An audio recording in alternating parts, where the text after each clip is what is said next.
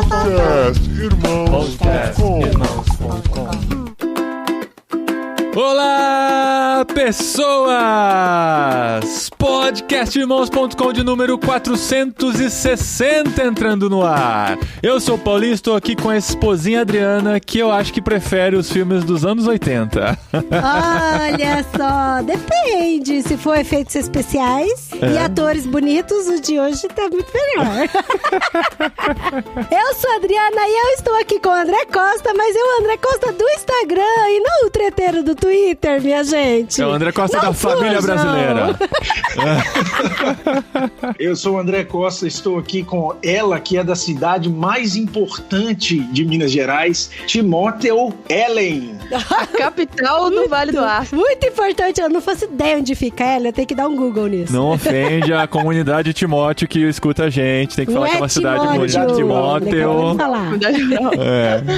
E eu sou a Ellen, tô aqui com o Paulinho, que tá gravando pela primeira vez lá do futuro da Europa. Pelo Skype, mas já gravamos um presencial aqui com as crianças. Olha, quando a gente chegou. Já. Sim, não, mas pelo Skype é a primeira vez. É louco esse negócio de ajuste de horário, né? Do meu, do seu. É. Não, e o mais incrível é que, assim, a gente tá numa internet muito boa, melhor do que a gente tava em Vinhedo. Então, assim, parece que a gente tá mais perto do que a gente tava nos últimos podcasts, mas estamos longe pra caramba. Agora dá pra gravar podcast com um monte de gente, né? E com vídeo, olha só que bonito, que beleza. É verdade. Muito bom, gente. Estamos aqui e a gente vai falar de um tema que incomoda essa galera que tá aqui participando. Eu só vou gritar esse olá pessoas e deixar eles conversarem. E vai sair correndo? De jeito nenhum. Você é pai, tem que estar junto comigo na educação dos filhos. Olha porque aí. A gente vai falar sobre os estereótipos de heróis e heroínas e princesas nos filmes infantis. Olha aí, qual é a comparação dos remakes da Disney, de filmes que aconteceram antes e agora estão sendo refeitos, as alterações estão sendo feitas, a mudança na visão do homem e da mulher. A gente vai conversar sobre tudo isso aqui e a gente espera pelo menos chegar em alguma conclusão, né, esposinha? Eu acho que não vai chegar não, mas vale a pena a reflexão aí, né? Fica a reflexão aí. É um teminha tranquilo, um teminha que não dá polêmica nenhuma. Não, todo mundo é unânime na resposta. Tamo tranquilo aqui.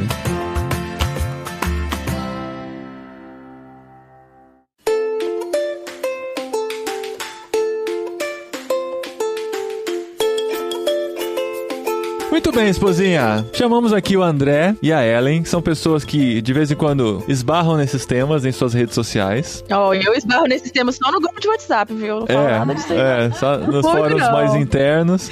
O André gosta de jogar isso no ventilador de vez em quando. Eu já vi você, André, falando que você não mostra Frozen pros seus filhos porque você não gosta de Frozen. Vai começar de leve, então. Eu quero ir direto ao assunto. Por quê? Qual a implicância com Frozen, André? Joga no ventilador. Eu assisti esse filme a primeira vez, acho que foi em 2013, e a minha esposa falou, a gente tem que assistir. E a gente nem tinha filho, né? Tava acabando de casar. Inclusive, eu acho que ela tava grávida da Lúcia, que era a primeira. E aí, eu achei aquele filme muito estranho. Eu achei a premissa do filme completamente problemática mesmo.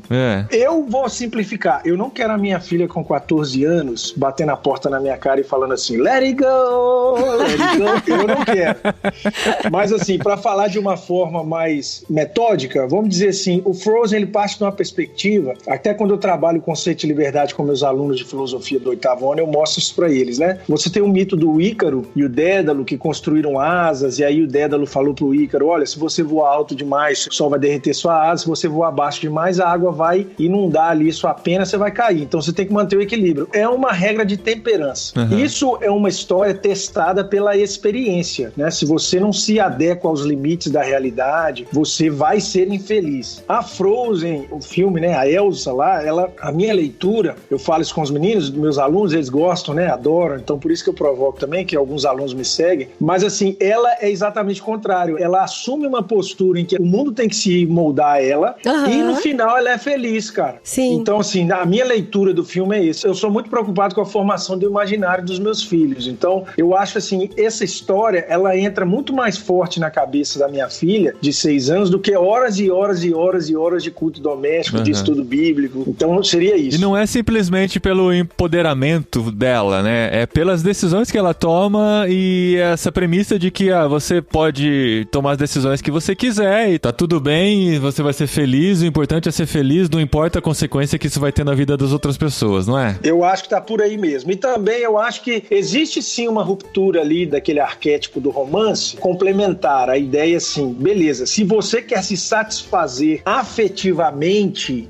você precisa do outro sexo, você precisa. Se ele é afetivamente na esfera do Eros, você precisa do outro sexo. Há uma complementaridade. Você não vai falar assim, aquela ideia assim, eu me relaciono com homens, mas eu não preciso de homens. Eu não quero minha filha assim, eu quero que ela esteja ali presente, né, com o homem que ela escolher para a vida dela, que ela tenha uma entrega total, que ela ajude e seja ajudada. Mas é um filme bem envolvente. É tão louco porque, assim, eu tenho 2 sobrinhas e que na época, na febre da Frozen, eu acho que todo mundo, né, acho que deve ter meninas com fantasias e roupas e travesseiros e malas e colcha e Frozen cortina. Trouxe o azul pras meninas, trouxe o azul pras meninas. As meninas passaram a vestir azul a partir do Frozen. E aí eu conversando com as minhas sobrinhas, né, outro dia eu tava na casa da minha cunhada e eu falei, gente, o que vocês gostam na Frozen? Quem que vocês gostam mais? E assim, unanimidade entre elas e todas as meninas é a Elsa.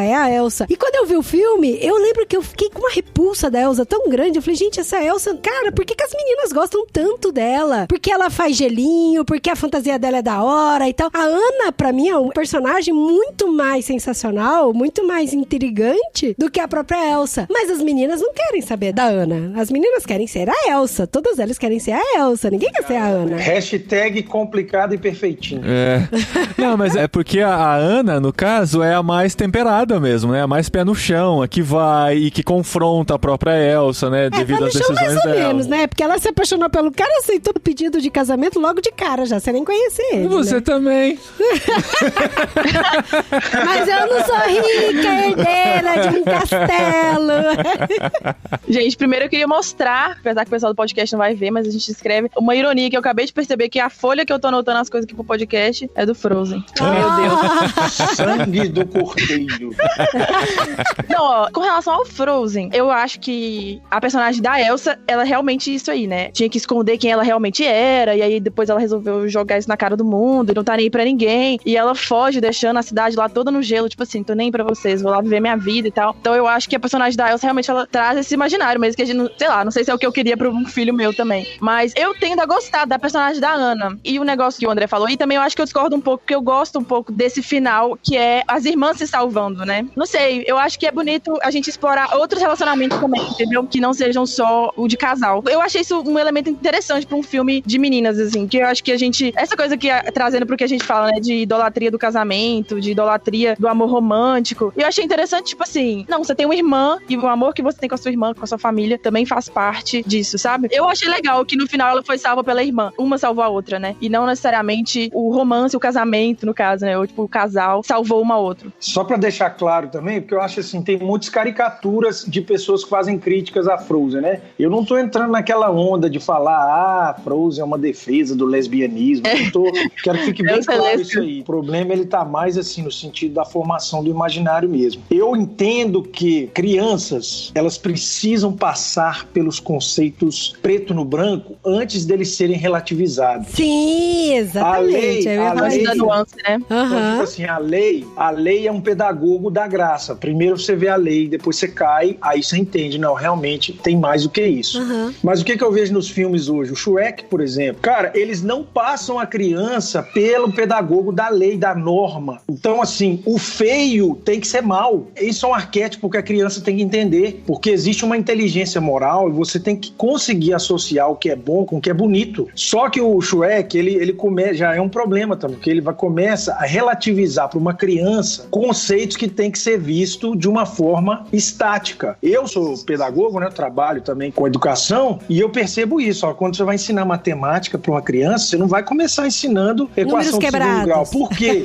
Porque ele vai ter que ver primeiro assim, ó, 1 é 1 e 2 é 2. Né? A fração do número, você vai perceber, depois que estiver bem solidificado no seu imaginário, na sua percepção, você vai ter condição de ver a nuance. Então, eu acho que as pessoas perdem um pouco disso. E é uma coisa geracional também. Por exemplo, eu vejo muitos pais cristãos falando da disciplina dos filhos, aí eles falam assim, eu ia disciplinar o meu filho, mas a graça Márcia é tão maravilhosa aqui naquele momento ali, entendeu? Cara, não é a hora, entendeu? Inclusive o seu filho, ele tem que entender que tem consequência. Eu não tô entrando na discussão de qual a consequência que você vai usar, mas assim, se a consequência da casa, tá todo mundo de acordo, deixa a consequência acontecer. O imaginário da sua criança tem que entender, olha, se eu errar, existe uma consequência no mundo. Sim. Se ele não entender a consequência no mundo, ele não vai nem entender que Jesus pagou essa consequência. O que é certo então, é certo e o que é errado é errado, né?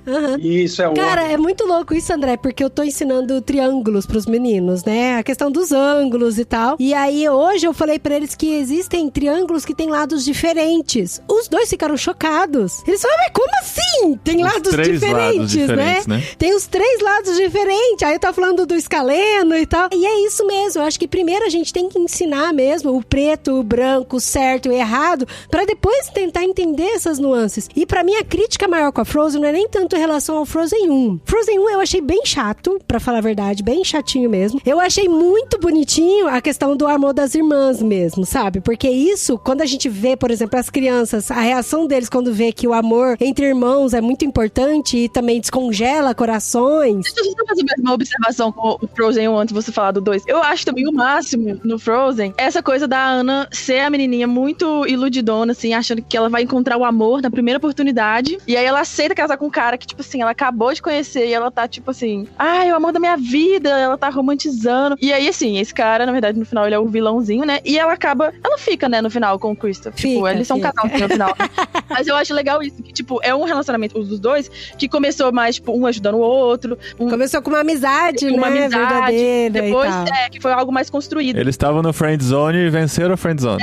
Eu acho isso legal também. Mas o meu problema com o Frozen 2, o que acontece? No Frozen 2 traz de novo o Olaf como alívio cômico, aí traz o Christopher, traz a Anna e a Elsa e mais uma galera junto que tem lá. E aí, assim, até ressuscita a memória dos pais delas, né? Mas pra mim, o meu problema com o Frozen 2 é que, assim, a Anna e a Elsa continuam muito poderosas. Assim, a Anna, inclusive, ela até cresce mais nesse filme do que no primeiro. Só que isso faz com que o Christopher, que é o namorado da Anna, seja um banana. Ele não faz absolutamente quase nada. Gente, mas ele não faz quase absolutamente nada no filme. Ele só atrapalha. Ele não faz parte dos projetos, das decisões. E, inclusive, quando ele resolve proteger a Anna não aceita e foge. E, assim, tipo, quando ela volta, tá ok. Ele pede desculpa por tentar proteger ela, gente, no filme. Obrigado, senhor, eu não vi E aí eu falei com os meninos... Não, e assim, e ele é muito mais bonito, viu? O segundo é muito mais bonito, muito mais interessante e tal. Eu até gostei mais do que o primeiro. Mas me incomodou de uma forma tão grande, tão grande. Até a música que ele canta, apaixonado, pensando na Anna, é uma música esquisita, sabe? Esse é o grande problema, né? Porque a gente entende e acha necessário essa valorização da mulher, principalmente nas artes e tal, em toda a sociedade. Porque quando a gente volta pra filmes mais antigos, a gente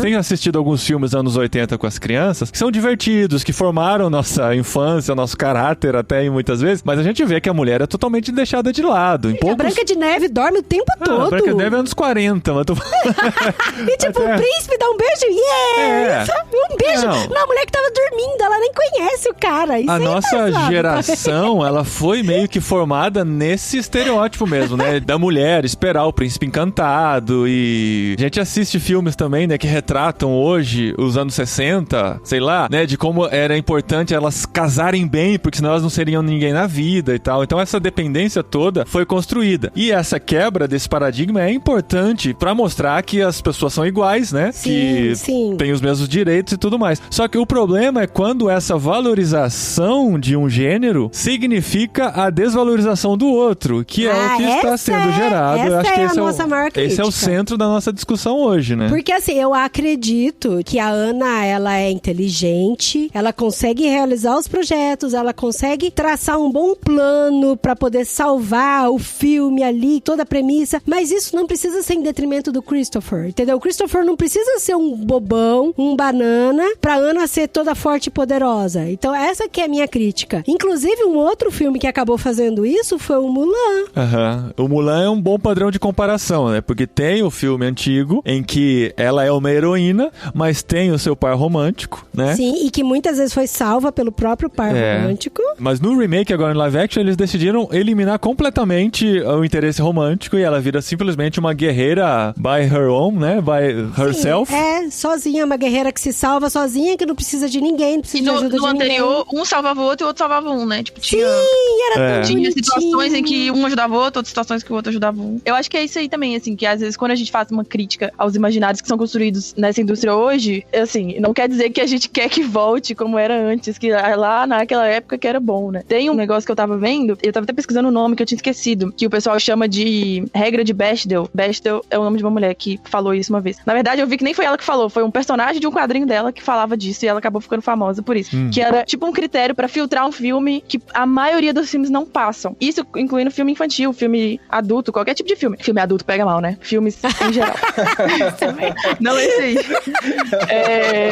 3 critérios, que tenha 2 personagens mulheres que tenham nome, que são realmente personagens, que elas conversem entre si e que a conversa seja sobre algum assunto que não seja o homem do filme. E aí, tipo assim, é incrível o tanto que a maioria dos filmes não... Tipo assim, pensa aí, sei lá, Senhor dos Anéis, tem uma lista, tipo, a maioria dos filmes de criança, todos, não atendem esses 3 critérios, que parece uma coisa muito boba, né? Tipo, que tenha pelo menos 2 mulheres que tenham um nome, que elas Gina e Hermione conversem entre si. Tá, Gina e Hermione conversam aí. Mas eu acho que Harry Potter não passa também. Passa! Vamos lá! As conversas que elas têm entre si, geralmente são sobre os caras, entendeu? Elas não conversam sobre outros temas. Essa é a questão, tipo, em geral. Né? Claro, isso não quer dizer que todo filme que atende é bom e todo filme que não atende esses critérios é ruim. Não é esse critério. Existem vários filmes bons. E, por exemplo, Barbie atende todos esses critérios. Porque só tem personagem mulher e elas falam sobre tudo. Não tô falando que isso é o critério do filme ser bom ou ruim. Mas eu acho que isso é sintomático de toda uma geração, ou de várias gerações, em que os homens são sempre os protagonistas. Eles são os personagens que vivem as aventuras e que são complexos. E as mulheres, elas ou são par romântico, ou elas são alguns outros dos estereótipos. Elas são pra complementar. E quando as mulheres interagem, são pra falar dos homens. Ou porque elas estão competindo pelo homem, ou porque elas estão cuidando do homem. E aí eu acho isso esquisito, sabe? Eu acho isso bem problemático. Porque a gente não é representada. E eu acho que isso também forma o imaginário das meninas, né? Dos meninos também, né? Que, tipo, eles vivem as aventuras, eles vão lá e fazem, acontece. E as meninas, elas estão ou em casa esperando o príncipe, ou elas estão fazendo nada, ou elas nem estão, elas nem têm nome, elas só estão passando ali. A gente tem que lembrar, assim, né? Cinema não tem uma responsabilidade formativa na nossa casa, na nossa família. Quem tem somos nós, né? A gente dá essa responsabilidade se a gente quiser, isso, né? A gente dá se a gente quiser. Os filmes dos anos 80, eles também tinham uma série de coisas ruins que também deturpavam a visão, né? A mulher como troféu, não é a visão bíblica. Sim, sim. Então, assim, o cristão, acho que se ele for ter um contato com o entretenimento, né? Que deve ser muito regrado dentro da disciplina espiritual, eu acredito isso, tem que ser uma coisa, assim, que seja feita diante de Deus mesmo. Ele precisa sempre ter um olhar crítico, né? Para dialogar com a cultura, para entender os problemas e as respostas que ela tenta dar. Então, a gente primeiro tem que lembrar isso. Mas, eu penso assim, se você pegar os desenhos infantis que contam histórias medievais, né? Claro que a Disney adaptou muitas coisas, né? Vocês já devem ter lido sobre isso, algum post, por exemplo, no caso da Cinderela, as irmãs da Cinderela, elas só não cabiam o sapato, elas chegaram a cortar o pé. Ela cortaram os pés. E, na verdade, na narrativa mítica, isso é muito poderoso, porque quando a pessoa tenta ser uma coisa que ela não é, ela tá se mutilando. A ideia é essa mesmo. Quando você tenta colocar no seu pé um sapato que não cabe, meu filho, você vai se matar. O mundo não vai mudar por causa de você, não. Né? O lobo mau tá na floresta porque ele tá mesmo. Não interessa a sua intenção, se você tava querendo chegar mais rápido. E, normalmente, o mito medieval, ele é muito cruel, né? Ele tá ali justamente para apresentar assim, meu filho, olha aqui. Minha filha, olha aqui. A vida é assim, tá? E hoje em dia, o que eu vejo? Eu acho que essa é a guinada mais perigosa dos filmes infantis. Porque, vamos relembrar, o papel de homem e mulher que existia na década de 80 ou 50 não era o bíblico também, eu não tô falando isso. Mas a mudança, a transformação que é feita no cinema hoje, foi para outro nos filmes extremo, infantis, né? Ele foi para um nível, cara, de arquétipo existencial. Não é mais um problema, assim, qual que é o papel do homem ou da mulher. O problema é o seguinte, você pode ser exatamente o que você quiser, o mundo vai se adaptar a você. Você pega, por exemplo, aquele filme Turbo, eu falo isso com a minha esposa direto, minha esposa acha que eu exagero, a gente vai chegando nos acordos aí. Mas aquele filme Turbo, aquele do caracolzinho que quer ser corredor, né? Cara, o caracol quer ser corredor e consegue, mano, aonde? Aonde, cara, entendeu? São personagens, porque uma coisa é uma fábula.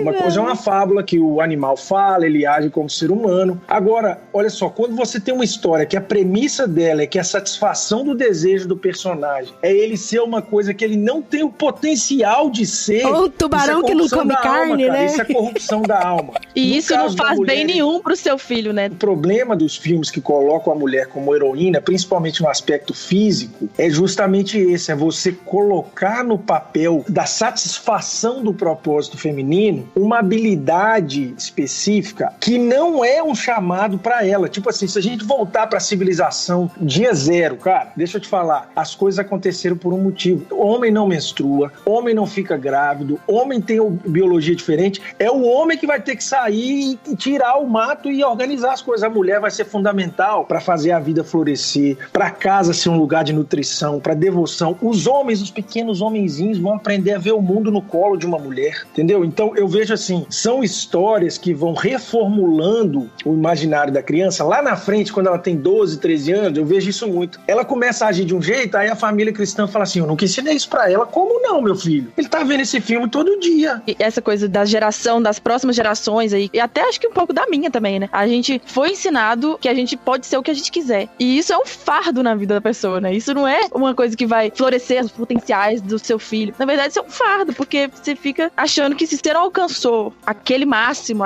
então é porque você não deu conta, você não se esforçou, ou algo nesse sentido. E não se prepara pra frustração também, né? A gente sempre fala disso aqui. Exatamente. Acho que um dos maiores legados que a gente deixa pros nossos filhos é ensiná-los a se frustrar. Porque se eles conseguem tudo que eles querem, a gente facilita isso pra eles terem sempre, ou qualquer choradinha a gente se comove e entrega o que ele tava pedindo naquele choro, ele não vai aprender a se frustrar. A gente já viu o casal dizendo isso, né? Mãe dizendo Sim, isso. sim. O quanto eu puder proteger meu filho da frustração enquanto ele é isso criança, verdade, gente. melhor pra mim. Deixa ele se frustrar quando eu não tiver mais controle na vida dele, entendeu? Aí que vai ser o tombo, Eu sou né? veemente Aí o tombo é criticada grande. por isso, inclusive. É interessante também o ponto que o André trouxe, né? De que o cinema e o entretenimento em geral, ele não serve pra educar nossas famílias, né? No sentido assim, a gente tem que ter muito claro se isso vai fazer parte da nossa vida, qual que é o papel disso, né? Ao invés da gente querer cobrar que o cinema seja, que o entretenimento seja aquilo que a gente quer que ele seja, porque assim, existe todo um sistema, toda uma indústria, quem tá lá, tá lá. E quem tá lá tem as mensagens que eles querem passar. E se não tem alguém passando a mensagem que a gente quer que seja passada no cinema, assim, a gente que escolhe qual que é o papel que você vai ter na nossa família, né? E se você for apresentado para sutilezas antes de ser apresentado pro que é, sei lá, uma norma, isso dá um nó na cabeça de uma criança que tá sendo formada. O que é diferente de um adulto, igual a gente assistir um Frozen, fazendo essa análise, né? Já com esse olhar de tipo assim, quais são os valores culturais que essa obra tá apresentando? A gente vê de um jeito. E olha lá, né? Porque a gente também às vezes é formado por essas coisas. Mas a gente vê de um jeito que uma criança não dá conta de ver ainda. Eu me preocupo muito quando eu vejo que as próximas gerações estão sendo formadas em um nível, assim, nunca antes visto, né? Da criança ficar realmente o dia inteiro na frente de telas. Verdade. Consumindo narrativas e tudo quanto é coisa ali no YouTube também e tal. E assim, os pais nem sabem o que tá rolando, ou sabem e não tem análise crítica do que é aquilo. Enfim, acho que tem um desafio grande aí pras próximas gerações e a gente ainda vai demorar pra ver qual vai ser o resultado disso. Sim. Nessas gerações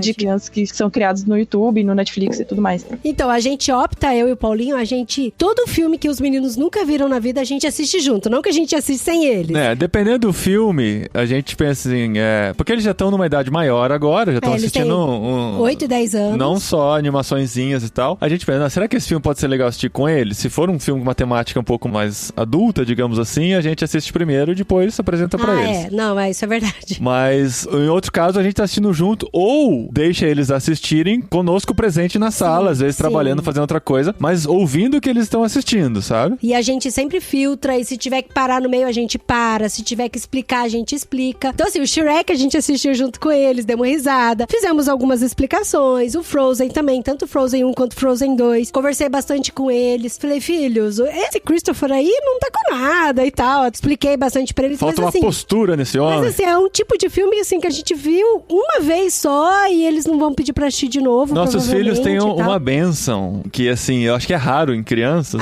que é de não querer ficar assistindo o mesmo filme várias vezes, sabe? Eles não pedem, quero assistir de novo aquele filme e tal. Às vezes a gente sugere assim, por que vocês não assistem de novo tal filme? Não, a gente prefere assistir coisa nova. Que orgulho, gente. Coisa nova e tal. E a gente gosta muito de filme antigo também, né? A gente assistiu todos os filmes do Rock com ele.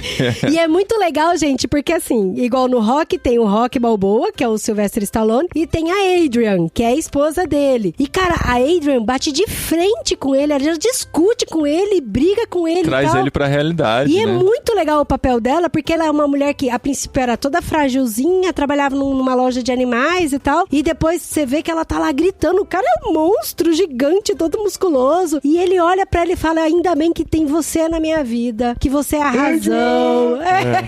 Mas ela é a única cara. personagem feminina, ela não conversa com outra mulher sobre assuntos que passaria não no teste. não passaria no teste. Mas eu ia falar isso aí sobre essas histórias antigas, né? Porque eu penso muito nisso, né? Eu acho assim, vou citar uma pessoa aqui que é ateia, é lésbica e falou isso. Eu não sei se vocês gostam dela não, mas é a Camille Paglia. Ela escreve um pouco sobre essa terceira onda do feminismo, ela critica bastante. E ela vai dizer que as avós dela, a mãe dela e as tias lá na Itália, elas não tinham tanta prevalência na vida social, mas ela falava assim, mas o império da casa era da mulher, a mulher mandava em casa, assim. Não é mandar no sentido assim, senta aí, marido, não é isso não, mas assim, toda a estrutura, a organização, a logística. Então, veja, o que a gente vê hoje é uma fusão de horizontes, porque existia, a vida urbana, ela destruiu um pouco com essa possibilidade do império do lar, porque a vida urbana, ela empurra você pra fora do apartamento, ela fala assim, vai fazer alguma coisa, né? Quando você via assim, nas cidades mais interioranas e na fazenda, a casa era um lugar adequado, confortável pra mulher, existia um heroísmo do lar.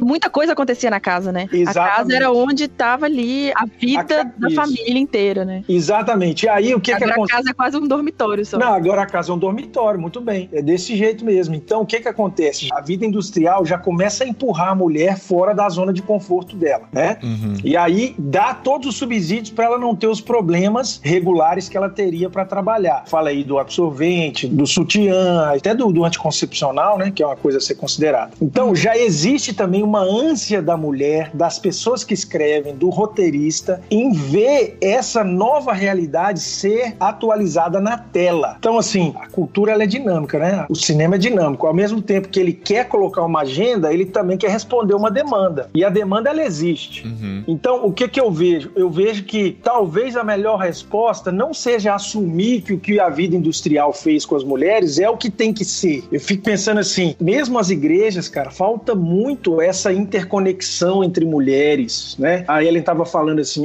eu quero ver o diálogo entre as mulheres. Eles sempre aconteceram, só que ele não faz parte da vida do herói externo, que é o homem que vai, o homem que caça, entendeu? E o que é a questão da Adrian, que você percebe? Por isso que eu trouxe essa questão do império do lar. Muito embora ela não estivesse no ringue, a luta que ela lutou em casa fez o campeão, que é a ideia da relação complementar. Quer dizer, um casamento, às vezes a perguntinha lá no Instagram, a pessoa pergunta pra mim assim, eu tô ganhando mais que meu marido, é normal não se sentir bem? Eu falo assim, como assim, filha, ganhando mais que o marido? O salário é igual, vocês dois são uma carne. Então! Vocês são uma carne. Então você vê que essa disputa de papéis já é uma ruptura do projeto de Deus em relação ao casamento, que é o quê? Quando você tá casado ali como corpo, osso dos meus ossos, carne da minha carne, o heroísmo do homem lá fora, ou da mulher, o que seja, é o heroísmo do casal. Então eu vejo que essa ruptura, esse individualismo, ele também gerou na competição, mulher né? ansiedade de entrar na briga. Aí por isso que você vê hoje lá, vamos fazer uma nova versão do Star Wars. Mano, tem que botar uma Jedi mulher? Eu te pergunto, tem que fazer isso? Tem que botar. Não mexe com o meu Star Wars, sério? André. Tava indo tão bem. Como aí, ó. Provocação no final aí, mas vocês entenderam o que eu falei. Não, mas dificilmente um filme de aventura e ação hoje não vai ter uma mulher de destaque, né? Eu acho que... Mas eu não acho isso problemático. Sim. Eu também não. Igual, por exemplo, o Enola Holmes, eu achei que ele foi muito bem até no final. Chegou no final, ele deu um deslizezinho. Spoiler de Enola Holmes agora. Spoiler de Enola Holmes. Se você não ouviu, você pula aí 1 minuto aí, que eu acho que é o que eu vou falar de Enola Holmes. Mas a Enola Holmes, ela é a irmã mais nova do Sherlock Holmes. Então, ela é muito inteligente. A mãe dela é a Helena Bonham Carter. Então, tipo, treinou ela bem duramente, ensinou até lutas pra ela, várias coisas. Desde flor, a costura, a dar soco na cara das pessoas. E assim, é uma menina super forte. E ela é interpretada pela Millie Bobby Brown, que eu sou super fã. Ela é muito fofa, muito linda. E o filme todo, ela é, tipo, detetive. Ela é super forte. Ela enfrenta homens maus e cruéis e tal. Aí aparece um rapaz na história, que eles se apaixonam. E eles vivem as aventuras juntos. E aí, no final, o rapaz, ele é forte, inteligente, corajoso, lutador, igual ela. Só que no final, os dois ficam juntos, mas não mostra na tela. Na verdade, só uma narrativa de fundo,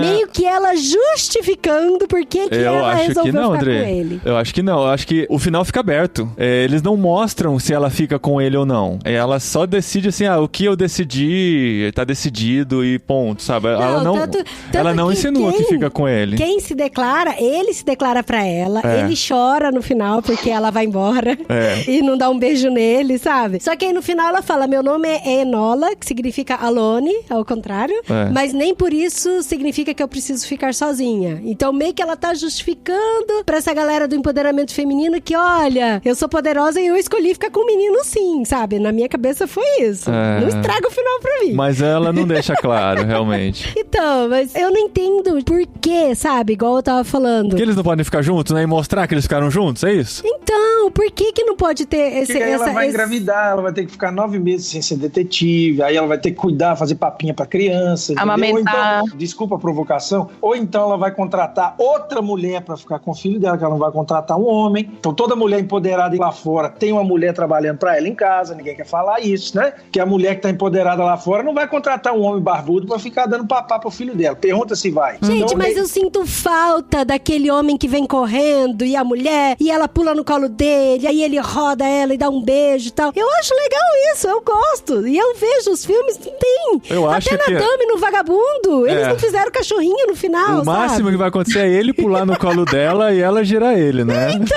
mas eu não quero. Mas eu tenho impressão, Dri, que, tipo, eu não sei também, eu tô aberta aí pra ouvir, mas a mulher pular e rodar no colo do cara também é uma coisa boa. Porque eu sinto, assim, que a gente criou uma geração, e isso eu acho que a vida na igreja, inclusive, potencializa, criou uma geração de, tipo assim, você só vai ser feliz quando você tiver um homem. E você só vai conseguir, trazendo pra igreja, servir a Deus direito quando você tiver um homem, quando você tiver filho, quando você tiver família. Você só vai conseguir ser uma boa cristã se você tiver isso. Você vai ser uma mulher completa quando você for mãe. E aí, assim, tem muita mulher que queria casar, mas não acha homem. Tem muita mulher que queria ter filho e não pode. E aí, tem a impressão sempre de que, então, essas pessoas são incompletas, porque elas não têm um homem, não têm filhos, não têm... E aí, assim, parece que isso é tudo que sobra pra gente, né? E eu sei que muitas vezes a gente desvaloriza a vida no lar, a gente tem ela como inferior, o trabalho no lar como se ele não valesse nada. E isso também é um problema. Mas eu acho que também é um problema isso ser a única coisa que importa, porque tem gente que nem pode ter isso, nem se quiser pode. E aí, como é que elas ficam, né? A gente tá numa entre-safra, eu acho que a gente tá numa entre-safra entre aquela idealização da mulher no lar, mas ao mesmo tempo também esse empurrão que as mulheres estão sofrendo de ter que ir lá, ter que conseguir, ter que entrar em guerra com o homem. Então, eu acho que os cristãos, e eu não tenho lugar de fala aqui, né, gente? Mas eu sou pai de 2 meninas e sou mesma carne com uma mulher.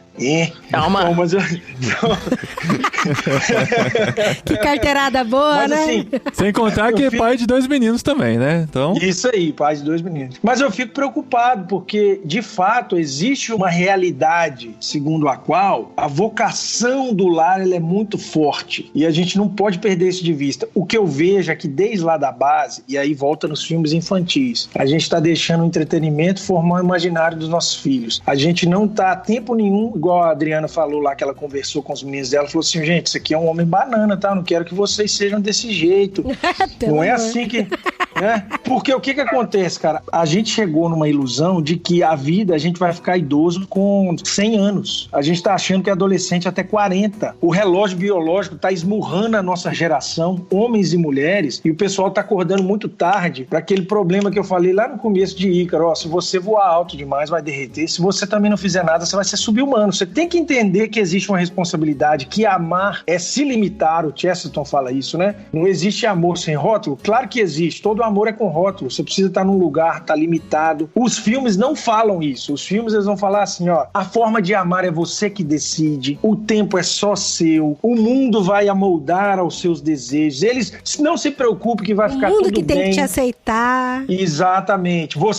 Outra coisa, que é o caso da Elsa lá, né? Todo mundo, vamos voltar lá no Frozen, irmãos, todo mundo é uma pequena Elsa, até eu, tá? Todo mundo tem um superpoder, que são as suas potenciais, que se não for dominado, vai machucar as pessoas. A história humana é uma tentativa de moldar os seus potenciais para que ele sirva ao outro. A Elsa, quando ela nega o serviço de colocar luva, de aprender a lidar com o que ela é, que é o fato dela produzir gelo, e fala assim, eu vou viver do jeito que eu quiser, é a negação da vida moral. É exatamente isso. Ela tá falando assim, olha, eu não preciso me regrar para eu ser um bem na sociedade. Eu já sou um bem porque eu desejo ser um bem. E aí ela deixa a vila inteira se ferrando. E aí vai embora.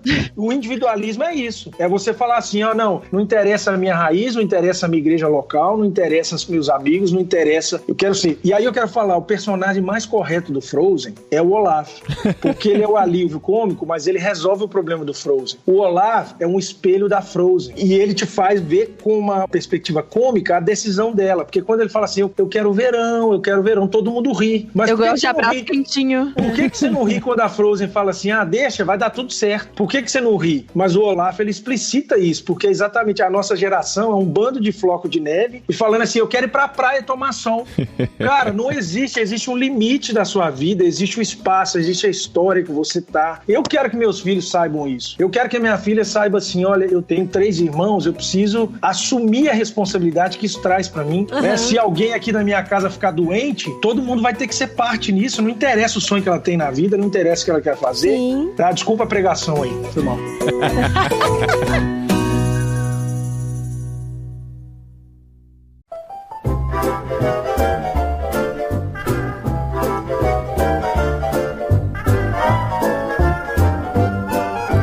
Quando você fala de vocação do lar, eu queria tentar deixar mais claro aqui, pra não, sei lá, passar a impressão de que a gente tá dizendo que a mulher é quem deve carregar o bebê no colo e o menino vê o mundo através do colo da mulher e o homem que deve ir lá fora cortar o mato, né? Não, eu agradeço por essa ressalva. Tá? Só pra gente entender direito o que você quer dizer com isso, porque assim, eu lembrei de outro filme que essa crise é mostrada, eu achei legal, um filme da Pixar, Disney Pixar, até que é o Incríveis 2. Quando a mulher elástico, ela recebe uma missão secreta e ela não pode nem contar pro marido, né, pro Beto Pera, que é o Senhor Incrível, e ela começa a sair e tal, depois ele acaba descobrindo... Arquétipo do adultério, né? Arquétipo do adultério. Mas depois acaba descobrindo tal, e ele tem que ser o dono da casa, né, que vai cuidar dos filhos, que vai se ver as voltas com todas as necessidades da família, e ela vai sair pra trabalhar. E ele entra em crise por causa disso, porque ele não consegue imaginar uma mulher trabalhando, trazendo dinheiro pra casa, ou, sei lá, cumprindo a sua vocação de aventura, enquanto ele tá cumprindo a sua vocação do lar. E aí ele vê como que é difícil. Como é difícil ensinar matemática. Ele valoriza. Ele valoriza esse lado do lar. Mas assim, pra gente entender melhor, o que você chama de vocação do lar? Não, eu não falo nada a ver com isso em relação a sexo, não. Pra mim, a vocação do lar é dos dois. Inclusive, o apóstolo Pedro fala que se o homem não levar a vida comum do lar a sério, a oração dele é impedida. Então, quando eu falo vocação do lar, eu tava me referindo a homem e mulher. Tipo assim, não é bom que o homem esteja só. A Bíblia fala isso. O que a Bíblia tá dizendo? Em Gênesis, nós aprendemos que o homem deixa a sua casa, a mulher deixa a casa, eles viram uma só carne. Jesus depois, no Evangelho, veja, aprofundamento. Primeiro norma, depois aprofundamento. O que Jesus falou? Aqui, meus queridos, vocês são casados comigo na igreja, tá? Então deixa eu falar com vocês uma coisa aqui. Se vocês estão casados com homem e mulher, mas não são casados comigo, vocês estão só. Então olha só, o significado de estar plenamente acompanhado é andar com Cristo. Mas a vida homem e mulher é uma parábola do amor de Cristo pela igreja. Então, para o homem e a mulher, do ponto de vista da satisfação de relacionamentos, tem 2 caminhos, cristão que tá ouvindo aí. Ou você é celibatário, ou você está em busca do casamento. Sabe qual é o problema? O problema é que o cara fala assim, você tem interesse em mulher? Tem, mas não sei quando eu vou casar. Você tá esperando o quê, filho? Você tá aí na 5ª divisão da competição de homens, tá querendo a mulher lá do topo do negócio? Não vai chegar não, ué. Você tem que olhar na sua volta. E qual que é a mulher que você tá olhando aí na sua realidade que tá te atraindo? Tem que ser perfeita? Ela tem que ser igual daquele filme que você viu? Então, olha só o problema. É a construção do imaginário dele no filme que ele viu. O filme que ele viu. E no filme que ele viu, viu? Ele é o cocôzinho da pulga do cavalo do bandido. Mas ele, lá no imaginário dele, ele acha que ele vai pegar a top das galáxias, né? E a mulher é a mesma coisa. Eu tô falando um tanto de coisa aqui, mas eu tô dando uma volta pra dizer, a vocação do lar é essa, é você entender assim, ó, eu vou servir a Cristo como família. Eu nem entrei no tópico, assim, de quem vai fazer o quê, porque eu acho assim, o homem, por mais que ele esteja trabalhando, o que acontece em casa, na visão bíblica, é a responsabilidade dele, ele cultiva e guarda a casa, ele nutre o coração da esposa, mas eu entendo, tá? Isso aqui é uma percepção minha, eu entendo uma questão de esfera, a esfera doméstica, a minha esposa manda em mim. Se ela chegar pra mim e falar assim, ó, eu tô querendo organizar a casa desse jeito aqui, eu vou dialogar, mas eu dou autoridade pra ela, tranquilo, sem problema, não tem a menor dificuldade em submeter ela nesse sentido, não. Agora, vamos supor que eu tô numa família, né, que eu tô num arranjo familiar, que minha esposa tá tendo sustento pra casa. Cara, isso são coisas, são arranjos, isso não reflete a essência do complementarismo, na minha visão. Não é disso que eu tô falando. Eu dei um exemplo lá muito, vamos dizer assim, precário, pra ficar claro para as pessoas que a forma que a sociedade se organizou está muito conectada à realidade, né? Do homem ter uma disposição natural, a mulher sem uma série de apetrechos e cuidados, ela não conseguiria cuidar de filho, fazer aquele tanto de trabalho puxado do lar e ao mesmo tempo tá lá capinando no mato. Foi nesse sentido que eu falei, tá, Paulinho? Sim. Espero que tenha ficado claro aqui eu ter feito essas ressalvas. Não, e também que a modernidade, ela obriga a gente a se separar dos nossos corpos, né? A gente não quer ser limitado pelo nosso corpo de nenhuma forma. Isso. E aí a gente esquece que os nossos corpos têm limites, né? Tanto do homem quanto da mulher. Tipo, o homem, se ele quiser, ele não faz uma criança sozinho. Quer dizer, sozinha também a mulher não, né? Mas quase sozinha. A maior parte. Mas assim, isso são diferenças, né? Diferenças de estrutura corporal, diferenças de... Por exemplo, a gente pode dividir o que for nas tarefas do lar e na administração da casa, mas na hora que você tem um filho, você tem que amamentar o filho, naquele começo ali, é a mulher. É a tipo mulher. assim, a gente... É isso. Então eu penso que a gente Mas você precisa... tá sendo sexista. Brincadeira. Eu acho que a gente precisa, sei lá, fazer as pazes com o nosso corpo, né? Fazer as pazes com o corpo, essa fala Fazer as bonita. pazes tanto com o nosso corpo quanto com as limitações que ele tem. E isso em todos os sentidos, né? Não só no sentido de diferença sexual e tal, mas outras limitações também que a gente tem, de tempo, de escolha. Eu tava falando hoje com uma amiga que, assim, a gente às vezes toma decisões e aí a gente fica fritando muito. Nossa, e se eu tivesse feito outra faculdade ao invés dessa? E se eu tivesse mudado pra outro bairro sem ser o bairro que eu mudei? Como que a vida ia estar diferente? Nós estamos adotando um cachorrinho agora, eu fico assim, e se eu tivesse pegado de outra raça? Mas e se eu não tivesse um cachorrinho? E aí eu fico, tipo assim, parece que eu fico fritando nas decisões e a gente esquece que a vida é isso, ela é limitada. A gente abriu uma porta, a gente largou as outras pra trás. Fechou as outras. E isso é bom, né? E tudo bem. Bom, né? E quando você para de querer abraçar o mundo, de querer ser tudo, tira um fardo dos seus ombros. É Que na verdade né? a vida se torna mais leve quando você faz as pazes com essas limitações. Essa foi uma boa história, Ellen, porque você tava conversando com outra mulher que tem nome e não foi sobre homens, olha aí. Foi sobre cachorros e decisões da vida. Amor do céu. Mas cachorro, né? Dependendo. Aqui, deixa eu falar com você. Pior, ele é macho. Eu ia falar da vocação também, Paulinho. Eu tentei resumir aquela hora, mas eu acho importante falar isso. Por que a gente fala vocação do lar? Porque é um chamado, né? Você ser chamado é o quê? Vocês estão lá no Vocari, né? Vocês são muito ativos no Vocari, vocês sabem disso melhor que eu. Vocação diz respeito a você ser chamado por alguém externo para servir outra pessoa. Então, assim, a vocação é o abandono disso que a Ellen estava falando, do idealismo. É você abandonar o que é potencial e atualizar. E quando você atualiza, você se limita. Então, a vocação familiar é você falar assim, olha, eu tenho tempo, eu tenho espaço, eu tenho energia e eu vou casar, não porque, presta atenção, não porque eu preciso ser completo. Eu vou casar porque eu já sou completo em Cristo. Por isso que é uma vocação. O casamento não é um propósito. O propósito é você ser imagem e semelhança de Deus. A vocação é você atualizar o seu propósito dentro de uma realidade concreta. É a mesma coisa no ter filho, né? A gente não vai ter filho pra ser feliz ou pra ser completo, né? Não. A gente já está completo em Cristo, já está completo no relacionamento e a gente vai dar esse passo a mais entendendo fazer parte da nossa vocação, do propósito de Deus pra nossa vida. Olha, mas eu vou falar pra vocês que tá difícil a gente assistir filme e séries e tal sem ter que fazer uma complementação do arquétipo feminino ou arquétipo masculino pras crianças. Que é um filme legal, assim, que a gente Eu sei, When Call the Heart. Eu assisti com os meninos. Os filmes não têm compromisso de mostrar o padrão cristão. Não, quem tem compromisso somos nós, né? Mas ó, um filme que tem uma protagonista mulher, que assim, vão ter algumas observações a fazermos e tal, mas tem um protagonista homem também, pelo menos um coadjuvante importante homem, que tem um papel relevante na história, é o Moana, né? Ai, gente, eu amo Moana. Eu sabia que você ia falar do Moana. Moana é uma guerreira, ela assume um compromisso, ela assume um desafio, que a princípio, assim, né, não é tão legal, porque ela faz escondido dos pais, né? Ela tem que sair escondidinha e tal. A avó dá uma ajudada básica. Tem essa observação que a gente precisa fazer, ó. Ela fez e deu certo, filhos, mas não pode fazer nada escondido dos pais não, tá bom? Mesmo que a avó fala, vai, né? Mas tem o Maui, né, que é um guerreiro lá e tal, que tem um papel importante na história e que não deixa nada a desejar ao estereótipo masculino, né? Pelo menos é o que eu lembro do filme. Inclusive, ele menospreza ela no começo, né? Olha e fala, você é uma mulher pequenininha, magrinha desse jeito, o que você pode fazer num mar grande desse, né? Que você vai me ajudar, que jeito, né? E aí depois ele vê que, na verdade, os dois se completam na grande missão, né? Que é de devolver o coração pra Tefiti. E eu acho muito legal. Mas então, mas é isso que eu fico com preguiça, cara. Eu não gosto disso. Vocês vão falar comigo.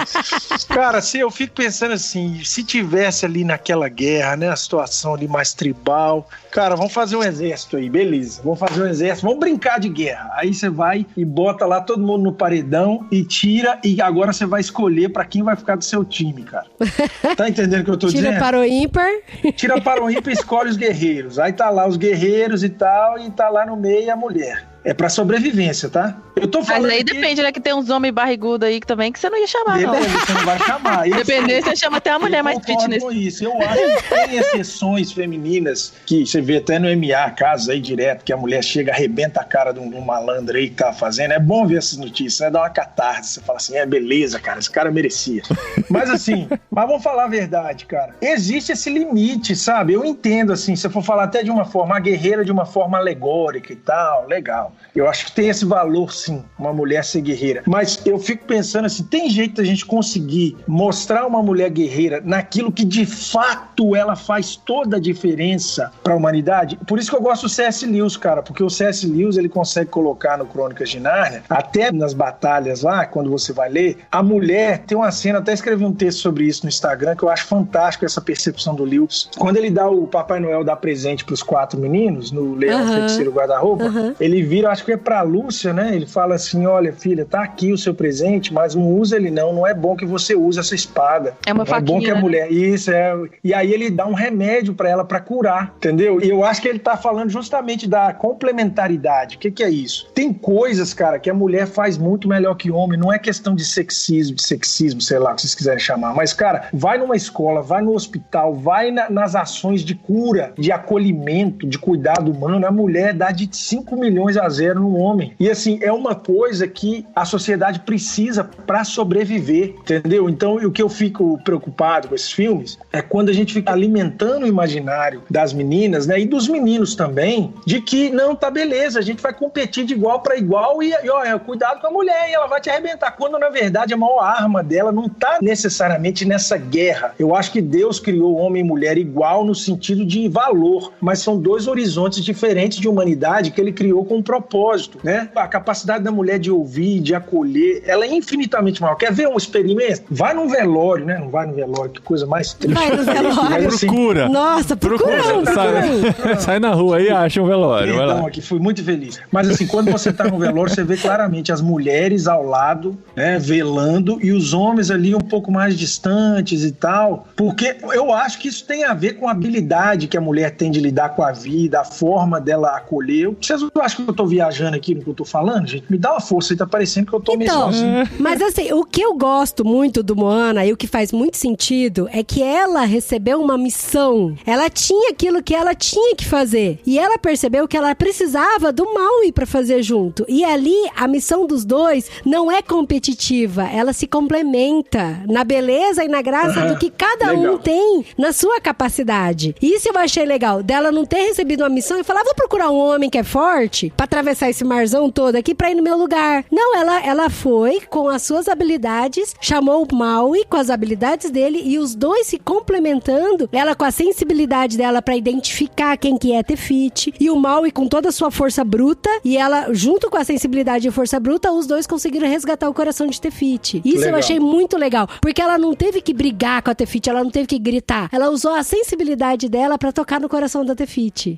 Eu gosto demais desse filme. E isso é louco porque, por exemplo, eu já fui muito criticada por algumas amigas minhas e talvez até você que tá me escutando pode me criticar. É pra você essa mensagem. Não é pra você. Tem direito. Mas você tem liberdade pra criticar. A gente aqui é público, tá falando publicamente, então a gente pode receber críticas normais. Mas, por exemplo, a gente, os meninos gostam muito de medir força aqui em casa. Então, assim, um gosta de ficar carregando...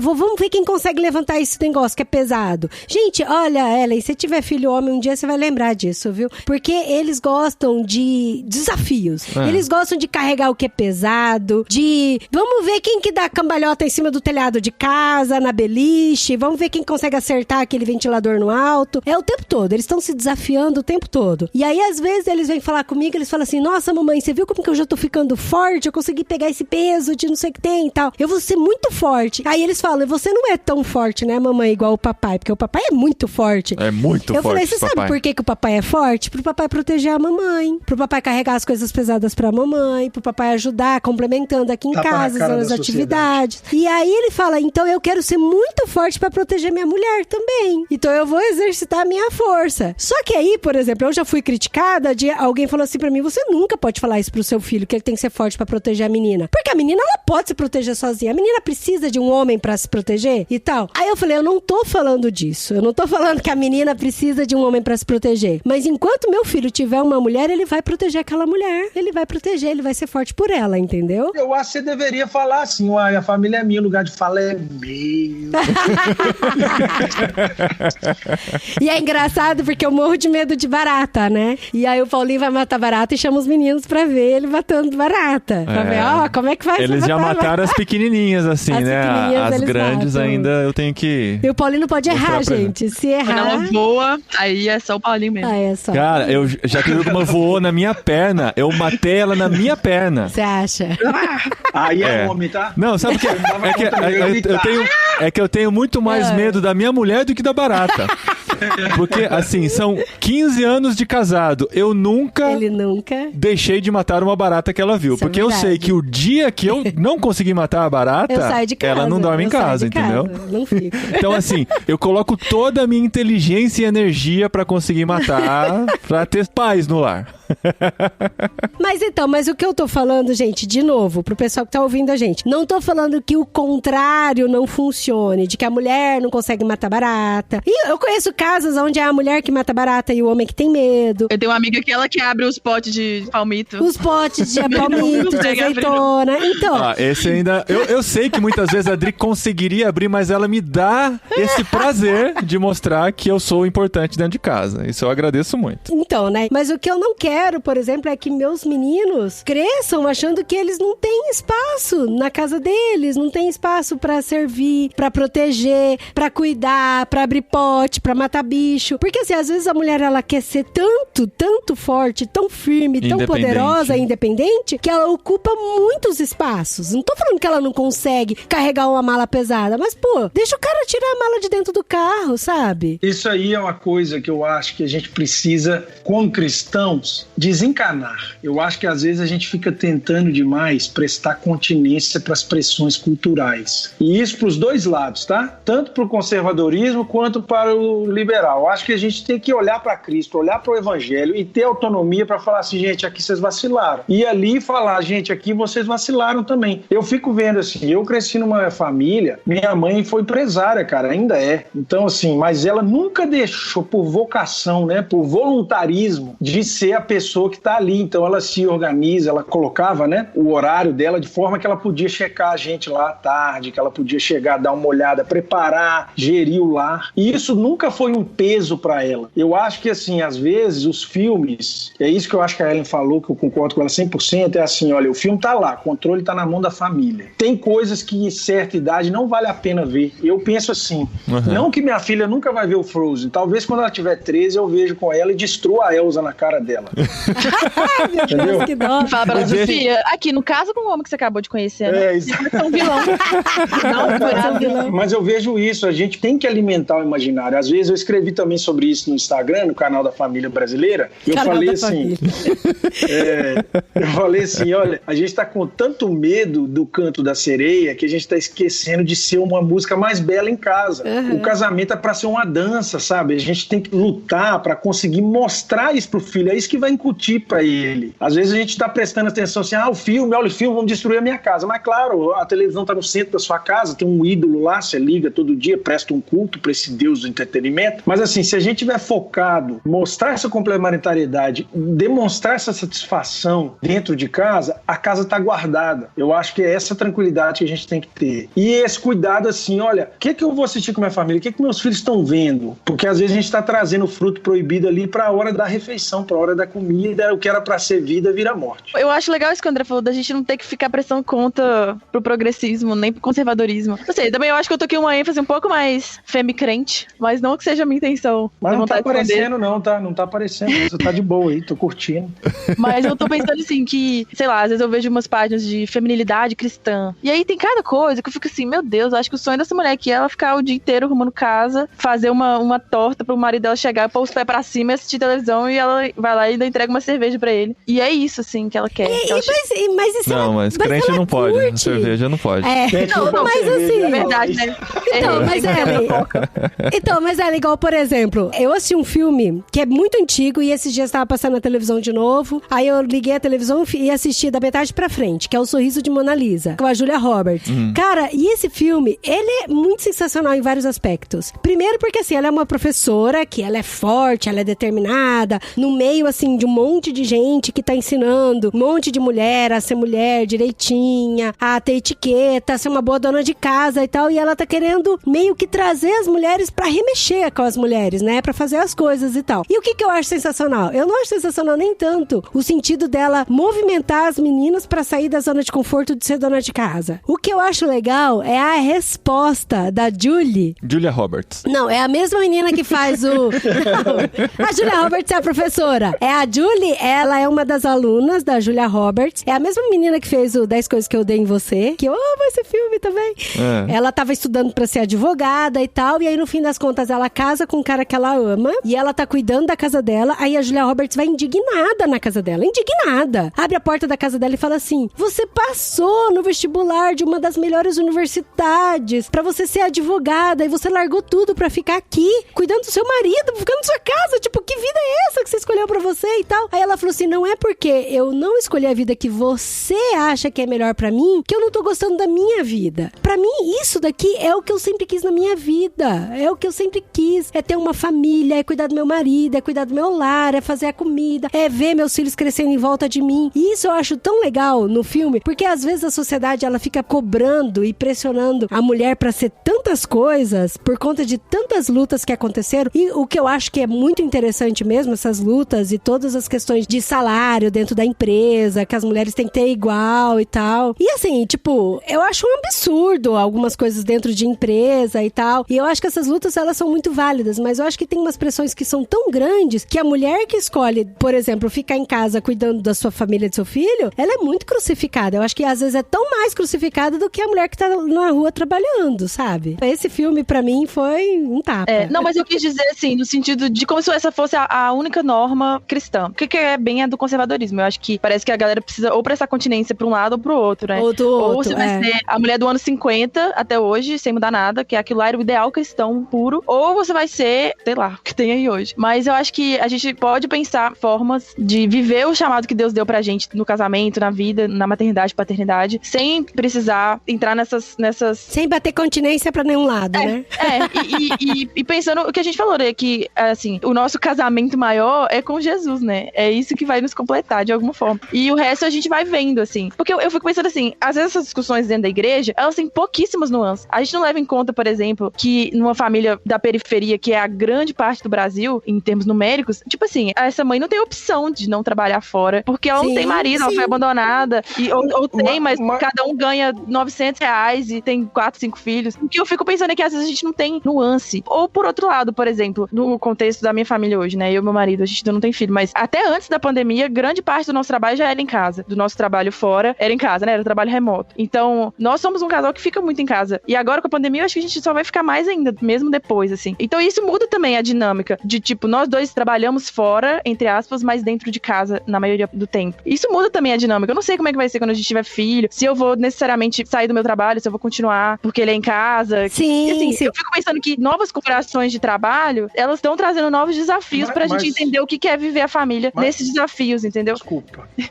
Segura aí. Da mesma forma que a gente falou das transformações, né? De antes, a família era o centro também produtivo e todo mundo trabalhava junto no lar e na fazenda, e aí depois a gente vem na Revolução Industrial, aí passa pra cidade, aí o homem tá fora, a mulher tá em casa, depois a mulher sai também. Então assim, acho que essas transformações nos ambientes de trabalho que acontecem e também acontecem de forma diferente na classe social, digamos assim. Isso tudo é muito complexo pra gente falar que só tem um jeito de ser mulher cristã, de ser homem cristão. Existem muitas coisas a serem consideradas, sabe? Vai, André. Eu concordo com você nesse sentido aí, de que a gente não pode pegar um modelo que foi conjectural e canonizar e dizer assim, agora tem que ser desse jeito. Eu acho que isso é perigoso, né? Mas tem gente que faz.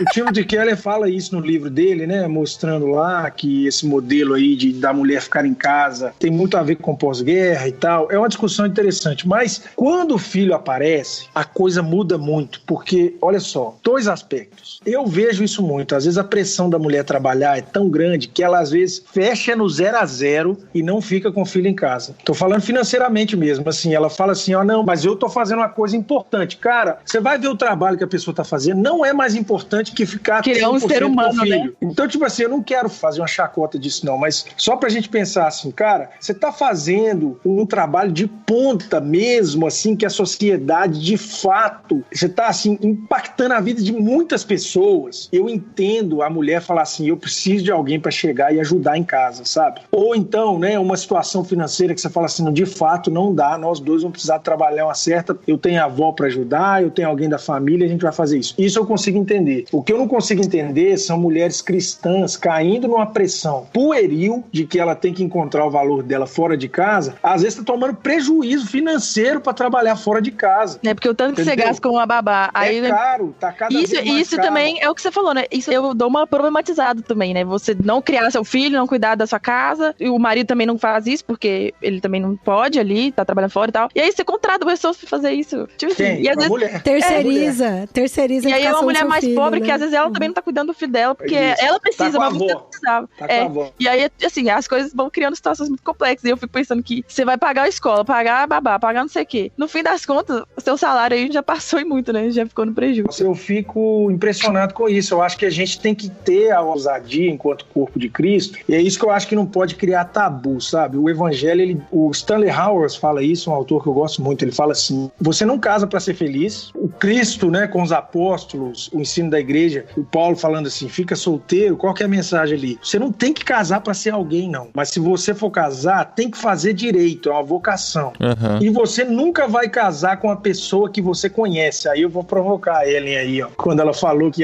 como é que é o nome daquela menina lá? A Ana. Que casou com o cara, a Ana. Ela não conhece o assim, Cristo também, né? Não interessa o tanto que você conheça, por mais que você tente, né? E tem que tomar as precauções. Quando você se casa, você desperta para a realidade de que você está com alguém que você não conhece. Aí ele fala assim, o casamento é o chamado para amar o estranho que mora com você.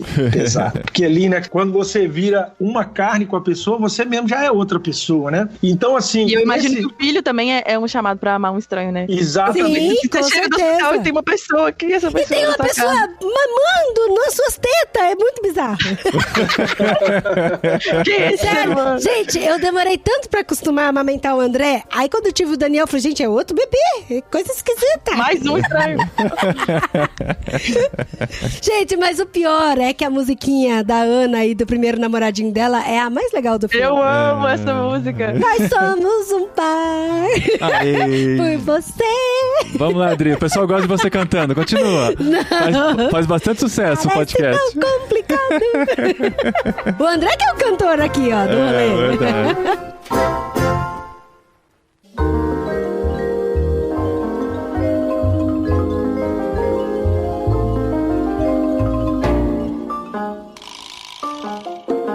Mas aqui, se eu pudesse dar só mais uma contribuição sobre a questão dos desenhos aí, eu acho que aí a crise hoje está justamente em encontrar um desenho equilibrado que hoje apresente um homem como um herói num papel, assim, adequado também. Mas o que eu fico vendo, cara? Nós estamos vivendo uma crise de masculinidade também. Não é só assim, a mulher... Eu acho que tem esse ponto do homem, esse chamado do homem para se sacrificar, entendeu? E parece que eu tô brincando, as pessoas vão falar que, não sei, mas eu tuitei isso outro dia, o pessoal ficou meio em choque. O homem solteiro, por exemplo, que a pessoa ficar em choque com o tweet seu, imagina. O homem solteiro e igreja, eu penso assim, o pastor de jovens, os líderes, tem que falar assim, filho, você começou a trabalhar, você tá juntando quanto de dinheiro? Que a sua vida vai ser gastar menos do que você ganha. Você já entendeu isso? E aí o cara fica lá até 28 anos, só brincando videogame, jogo, gastando com entretenimento. De um dia pro outro o cara casa, entendeu? Aí já entra com essa assim, a outro imaginário da mulher também já tá formado, o que é meu,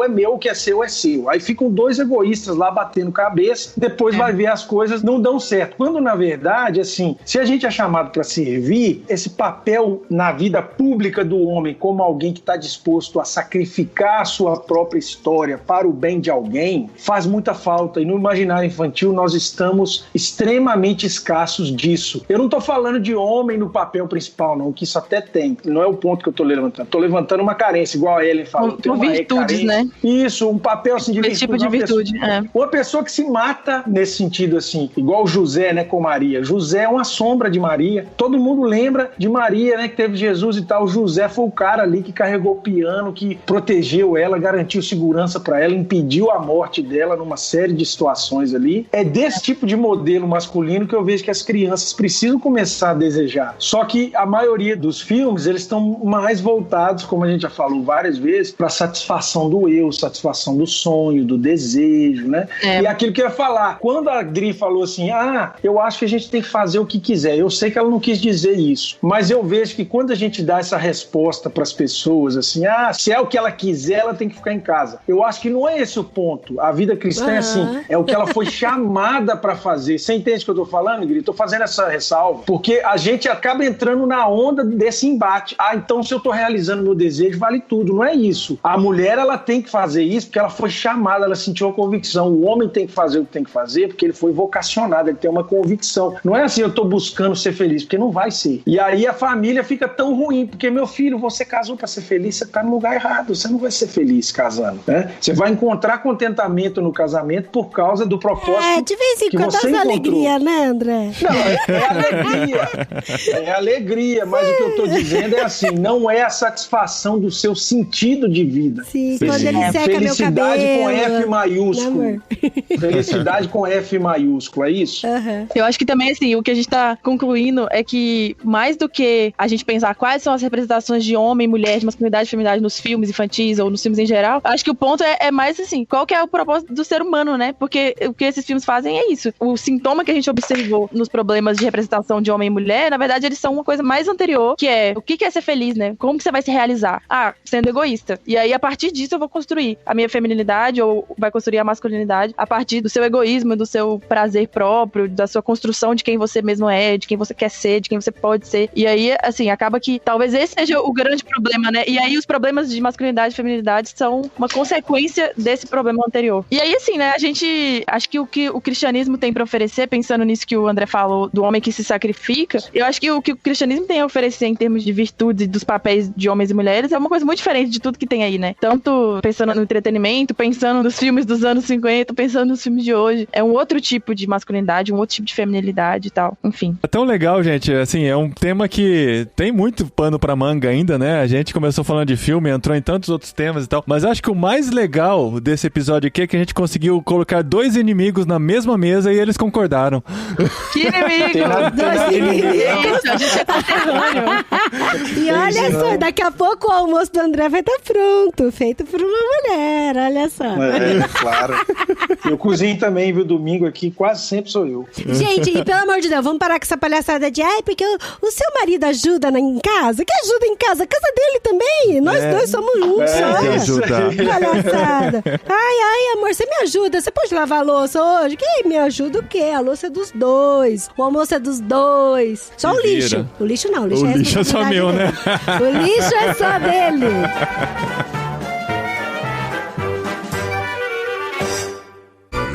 Recadinhos! No programa anterior. Muito obrigado. Recadinhos, esposinha! Recadinhos, esposinho! Sobre qual tema é esse episódio, Dri? Não sei, eu tô tão cansada. Gente, eu tô muito cansada. Porque, assim, a gente fala espanhol, né? O tempo todo, Cassi o tempo todo. Não, em casa a gente não fala. Quer dizer, mais ou menos, porque daí eu tô ajudando a tarefa dos meninos, que é o quê? Em espanhol. É claro. Ou francês, ou inglês. Ou francês, ou Nós inglês. estamos criando crianças poliglotas aqui na Espanha. Olha, inclusive, eu peço oração, viu, gente? Assim, tem 3 pedidos de oração que fazer relacionado a esse assunto da escola das crianças. O primeiro pedido é para que eles não fiquem aburridos de tanto exercício. Vai começar a misturar espanhol agora no podcast. Demorou. Eu tava esperando quanto tempo ia levar pra ela falar, eu já não sei mais o que é português e o que é espanhol. Maravilha, mas é inglês. Não, é sério, porque assim... Aburrido, o que é aburrido? Aburrido é chateado. Chateado, incomodado. De saco cheio, incomodado e tal. Porque o que acontece? Eles amam estudar, eles amam. Mas aqui na Espanha, o estudo tá muito mais adiantado do que lá no Brasil. Não, sem contar que assim, o ano passado eles praticamente não tiveram aula.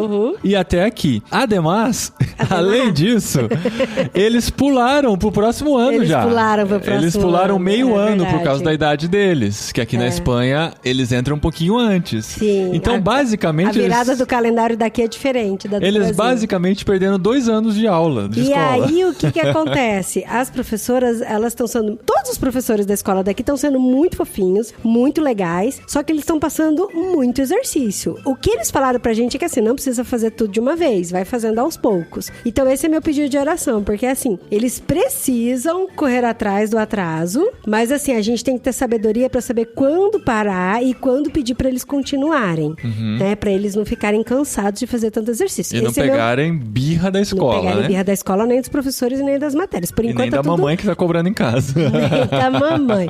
E assim, mas por enquanto tá tudo lindo, tudo colorido, tudo muito fofo. Esse é o primeiro pedido de oração. O segundo de oração é pelas línguas. Porque, gente, são muitas línguas ao mesmo tempo. Não, sem contar que assim, a gente, entre os critérios que tínhamos pra escolher uma cidade da Espanha, é que ela não podia ser bilíngue, né? Porque tem muitas cidades na Espanha que tem a língua local, tipo o catalão, ou o galego, ou o valenciano e tal. A gente falou, vamos pra uma cidade que seja só espanhol. Só que a escola aqui, ela é bilíngue, já é espanhol e inglês. E não é assim, tem aulas de inglês, não. Tem aulas em inglês. Em inglês, aulas que são ministradas em inglês. Que assim, é super legal, é claro que é. Muito legal. Eles estão curtindo pra caramba. Além disso, tem a língua estrangeira, que no caso é o francês. É o francês, Então assim, é o espanhol o tempo todo, aí tem aulas que são ministradas em inglês, e aí tem aula de francês. Então assim, gente, chega a tarefa aqui que eu não sei fazer, ainda bem, graças a Deus, Papai do Céu coloca pessoas no nosso caminho. Muitos amigos, né? Pra nos ajudar. Os maiores presentes que temos na vida são os amigos. São os amigos, isso é verdade. Então, o meu segundo pedido de oração é esse, com relação às línguas, pra que eles tenham um cérebro plástico, né, pra que não se confundam tanto. E também não precisem tanto da ajuda da mamãe pra fazer as tarefas. Porque a mamãe já não tem o cérebro tão plástico não assim. É mais tão plástico, né? Não. E o terceiro pedido são pelos quadradinhos, meu povo. Pra quem me segue no Instagram, já viu... meu público já sabe... Já viu os quadradinhos? Porque assim, eu tenho pavor de caderno de caligrafia. E, gente, os quadradinhos são piores do que o caderno de caligrafia. Aqui na Espanha, eu não sei, parece que na Inglaterra, assim, também, pelo que a gente conferiu com nossos amigos. Eu não sei se é toda a Europa. Enfim, os cadernos, eles não são linhas normais, uma embaixo da outra. São um monte de linha vertical, um monte de linha horizontal. Gente, e você tem que aprender a escrever cruzando essas linhas aí. Porque assim, na caligrafia, a gente aprende a encostar em cima, encostar embaixo, encostar em cima, encostar embaixo. Tem uma linha no meio na caligrafia, né? Uma linha que é tipo... Não serve pra nada. Tem, que é... Ah, não, é pra fazer um minúsculo. A linha no meio é pra fazer um minúsculo. Não sei se é exatamente no meio, um pouquinho mais pra baixo. Na caligrafia do Brasil, você tem que fazer o minúsculo no meio, e aí quando vai fazer o P maiúsculo, encosta em cima. O P minúsculo, perninha pra baixo, encosta embaixo. Só isso, e já me irritava, assim, muito. Aqui é quadradinho, então você não tem que encostar só o P em cima, na linha de cima e na linha de baixo. Tem que encostar nas laterais tem também. Tem todos os cantos que tem que encostar. Não, gente, não tem ninguém, isso não é vida. Só que você não pode escrever quadrado, você tem que escrever redondinho. Senão era só seguir Minecraft, né? Senão era só seguir as linhas, né? Já dava certinho, mas não, tem que fazer redondinho, né? Encostando as bordinhas dos quadradinhos. Não, gente. E aí a professora falou, faz junto com o seu filho, que daí dá ideia pra ele, né? Motiva. Mas, gente, é terrível. Eu falei pra ele, Daniel, desisti. Ele, não, mamãe, vamos, você consegue. Não consigo. Eu tenho 40 anos, você tem 8, você consegue. Então, assim, esse é meu terceiro pedido de oração, gente, por favor. Mas, gente, esses recadinhos são só pra dar esse follow-up pra vocês e dizer que, assim, graças a Deus, né, da última quinzena pra cá, quando fizemos aquele episódio contando toda a nossa história de chegada até aqui, já aconteceu muita coisa. Todos os dias, muitas coisas acontecendo. Entre elas, né, nossos filhos já estão na escola, a escola é presencial, diária, todos os dias com todos os alunos, 15 alunos por sala, tudo certinho. Máscara, álcool gel, todos os protocolos. Não teve nenhum caso de Covid desde o início da pandemia na escola específica em que eles estão agora, então isso é uma notícia muito boa. Outra notícia sensacional é que nós já estamos no nosso apartamento. Já estamos na nossa nova casinha, que vai ser o nosso QG a partir de agora. Completamos já uma semana nele. Então, assim, foi tudo muito rápido. Deu uma semana já? Já, a gente chegou na segunda, hoje é terça. Hoje tô perdida. Porque francês, espanhol, inglês. Fuso horário, jet lag, o sol se pondo 10 horas da noite. Sim, quadradinho. É muita novidade. E foi legal que nós cumprimos 10 dias de quarentena. Saímos da quarentena já pro nosso novo apartamento, porque temos uma igreja aqui cuidando da gente. Gente, beijo pra vocês que não nos ouvem. Vocês que não entendem o que a gente fala quando a gente fala português, vocês são muito especiais na vida da gente. São 30 pessoas de uma igreja aqui que nos acolheu, que está cuidando da gente. Ai, gente, eles são sensacionais. Sensacionais. Sim. Nem nos meus melhores sonhos eu imaginaria que seria tão bem tratada desse jeito. Exato. E nós nos mudamos já pro nosso novo apartamento no dia seguinte ao final da quarentena. Já nos ajudaram a trazer todas as coisas aqui. Já nos ajudaram a limpar, equipar a casa, arrumar, a cuidar da alimentação e tudo. Sem contar que o apartamento eles conseguiram de forma milagrosa também, né? Nós estamos pagando assim por um apartamento grande, assim, tá sobrando espaço aqui dentro, pelo que nós pagaríamos por um apartamento de 2 dormitórios só. Sim, dá pra nós 4 brigar e cada um dormir no quarto. Exatamente. Inclusive, assim, já está aberta a temporada de inscrições para passar a temporada aqui na nossa casa. Nós vamos sublocar esse apartamento para pessoas que queiram aprender com a gente. Passar um tempo na Espanha e tal, podem falar com a gente, porque assim, tem bastante espaço. A entrada é um Todd, um café, um pacote de Todd, um Mindorato, uma goiabada, qualquer coisa assim, cocada, o que você puder trazer do Brasil. Mas, gente, estamos muito felizes mesmo. Deus tem cuidado de cada detalhe. A gente tá naquele primeiro amor, né? Que tudo é novidade. Aquele muro antigo é um muro de 200 anos. A gente ainda acha sensacional. Tudo muito bonito. E assim, gente, deixar muito claro, tudo que falam sobre os espanhóis serem grosseiros, estúpidos, pelo menos em Linares, isso é mentira. Gente, eles são muito fofos. Eles são muito queridos, gente. O policial foi fofo. Como pode existir policial fofo? Todos são muito solícitos, gente. Quando eles olham pra nós, na nossa testa tá escrito assim, estrangeiro. Estou perdido.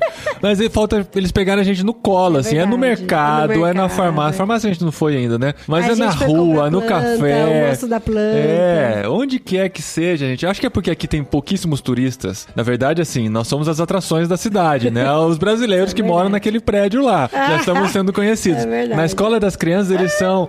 Além deles, só tem uma chinesa. Na escola toda, no colégio todo. Então são os brasileiros que chegaram, são atração e tal. E a gente tá, assim, sendo muito mimado por eles também. Super solícitos. Falta pegar na mão da gente e ensinar a gente a fazer as coisas. Eu gosto.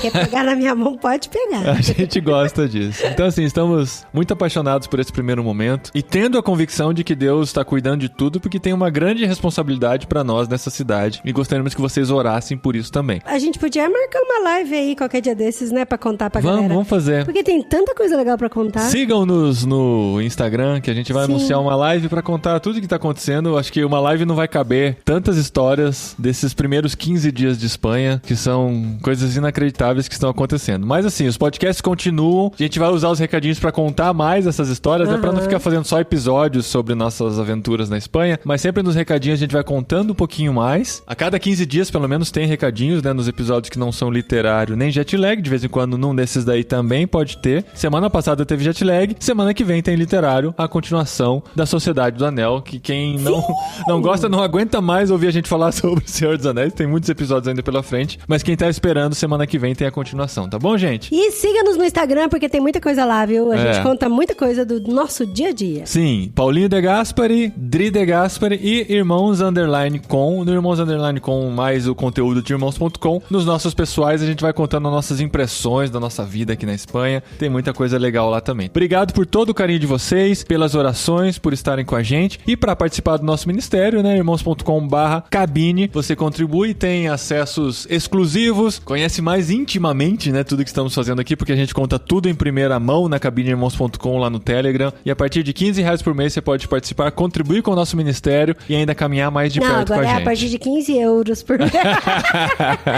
É verdade. Mas a gente fica muito feliz com todo o carinho que a gente tem recebido em todos os cantos aí. A gente se sente próximo de todos, graças às redes sociais e à internet que nos conecta com as pessoas mesmo estando tão distantes fisicamente. Mas você já sabia disso, né? Você não descobriu isso agora. Não descobri isso agora, isso é verdade. Mas assim, é bom sentir na pele como a gente se aproxima das pessoas mesmo estando tão distante. Valeu, gente. Até a semana que vem. Deus abençoe a todos. Um abraço e... Beijo na bunda até segunda. Isso, é até terça. Tem que fazer uma rima pra terça. É verdade. Me ajudem a rimar alguma coisa com que seja terça. menos chula do que bunda.